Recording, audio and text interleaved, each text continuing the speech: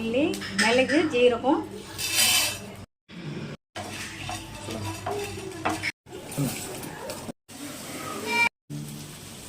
தூதுவளை கீரை வதக்கிக்கலாம். கொஞ்சம் எண்ணெயில் நல்லா வதங்கணும்.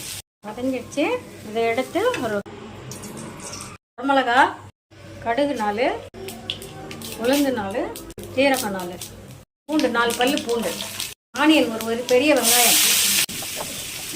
வெங்காயம் நல்லா செவக்க வதங்கணும். எல்லாத்துக்கும் சேர்த்து ஒன்றா உப்பு போட்டுருவேன். ஒரே ஒரு தக்காளி.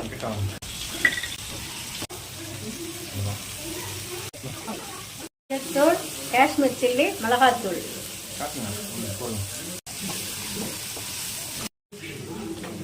கீரை வதக்கின கீரையை போட்டு நல்லா வதக்கணும்.